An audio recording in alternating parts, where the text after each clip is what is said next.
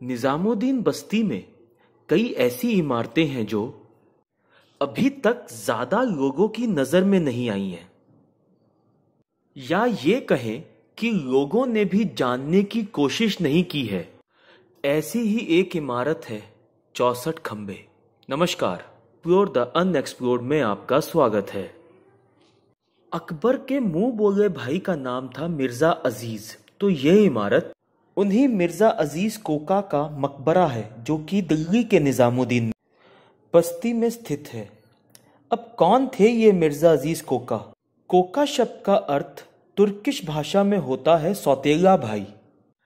अगर आपने जोधा अकबर मूवी को देखा है तो उसमें एक करैक्टर था महामंगा का, जो कि अकबर की मुंह बोली माँ थी। तो ऐसे ही जीजी अंगा भी अकबर की माँ थी।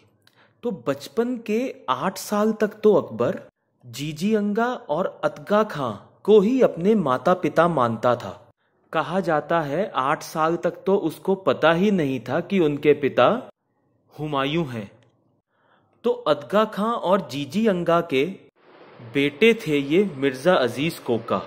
यह परिवार अकबर और हुमायूं की जिंदगी में काफी बड़ा रोल अदा करता है, क्योंकि एक बार यमुना में डूबने से अतगा खां ने हुमायूं को बचाया था। तो तभी से ये परिवार हुमायूं का खास बन गया। तो हुमायूं ने अकबर की जिम्मेदारी या परवरिश इसी परिवार के हाथ में सौंपी, क्योंकि वह तो युद्ध में व्यस्त था। तो इस प्रकार अकबर और मिर्जा अजीज एक ही साथ पले बढ़े, क्योंकि ये भी 1542 में ही पैदा हुए और अकबर भी उसी साल ही पैदा हुए थे। तो इनकी परवरिश, बचपना और जवानी सब कुछ अकबर के साथ था।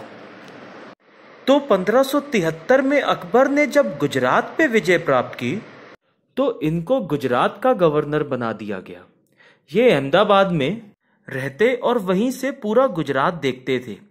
एक बार की बात है कि इन्होंने किसी को भी बिना इत्तला किए पूरे परिवार के साथ मक्का मदीना की यात्रा के लिए निकल गए। और यहाँ पे लोग परेशान हो गए कि मिर्जा कोका गए कहाँ।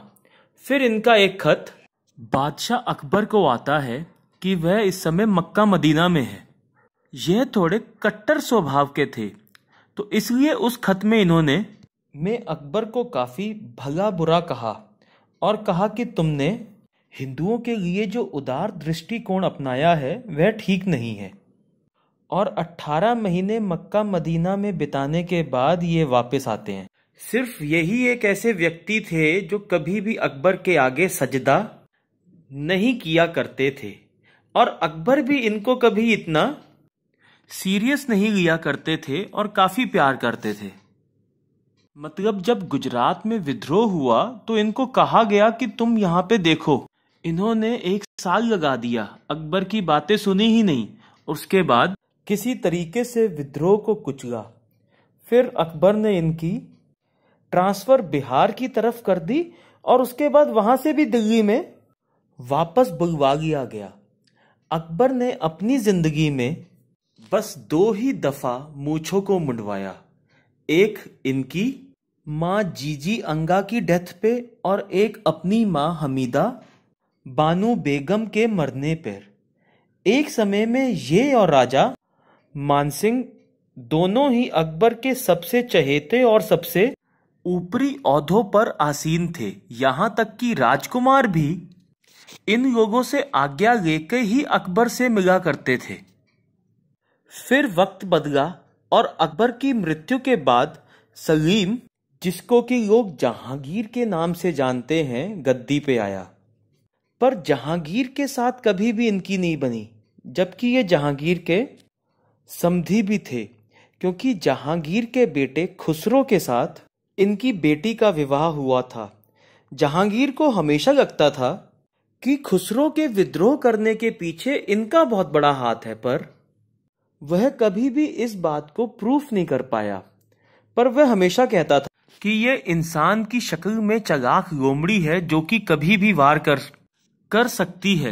तो उसने एक 14 साल पुराने खत को प्रूफ बनाकर इनके खिलाफ इस्तेमाल किया, जो कि कभी इन्होंने लिखा था कि जहांगीर जो है राज्य करने योग्य नहीं है, नाकारा है।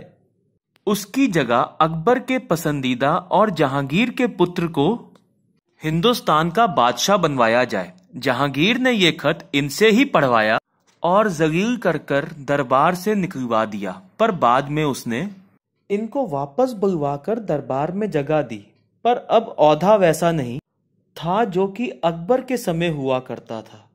तो 81 साल की उम्र में सन 1624 को आगरा में इनकी डेथ होती है और निजामुद्दीन बस्ती दिल्ली में, जहां इनके पिता का भी मकबरा है, वहीं पे इनको भी दफनाया गया। 1623 और 24 में जब ये मकबरा बना तो ये जिंदा थे और फिर इनको यहीं दफनाया गया। 2011 में जर्मनी की सरकार ने आगा खां फाउंडेशन के साथ मिलकर इस मकबरे को दोबारा से रेनोवेट करवाया। यहाँ पर इनके अलावा इनके परिवार के लोगों की भी कई सारी कब्रें हैं।